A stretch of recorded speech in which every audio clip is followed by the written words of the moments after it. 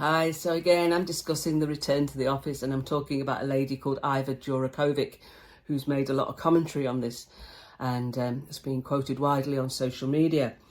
And one of the things I wanted to call out was there's a three-year study that's been conducted by Culture Amp and Thrive at Monash Business School. And they've broken well-being data from HR professionals into 5 categories: purpose, support, self, balance and equipped.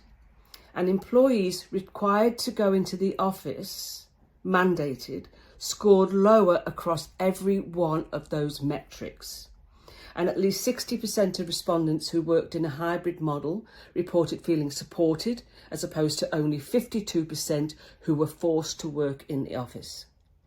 65% of hybrid respondents felt a sense of purpose in their jobs, whilst only 56 of those forced into the office felt the same.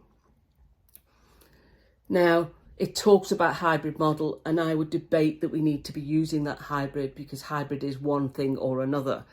And our model should be a distributed model. We have an office when we need it. We can go to a library, we can go to a cafe, we can work from home, we can go to a hotel, wherever it might be. But I get it. It should be the office or remotely somewhere. And if you demand a return to the office, Iva Jurakovic says, you will just alienate employees. And she says, it's interesting CEOs have an impression that people will be more effective if they're in the office. They might turn up, but it's certainly not going to do wonders for your culture or your turnover rates. Absolutely. Employees do not want to be mandated. They don't want to be treated like kids. They don't want to have to tick a register to show how many times they've been into the office each week.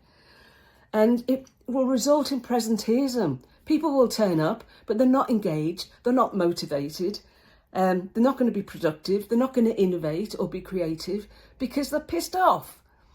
Because you're forced them to be there and they don't want to be there. So they'll just be there to tick the box so you don't performance manage them or dock their pay.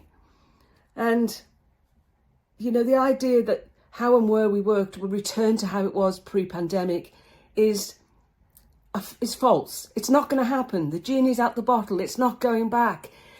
People need to wake up to the reality of what's happened. And as Iva said, I'll leave the final words to her. We can only move forward. And she said, that's what makes efforts to kill off remote working entirely such a wasted pursuit. New challenges will emerge. New technologies will emerge that we can't even imagine right now. I don't see us going backwards. The pre-COVID workspace is over.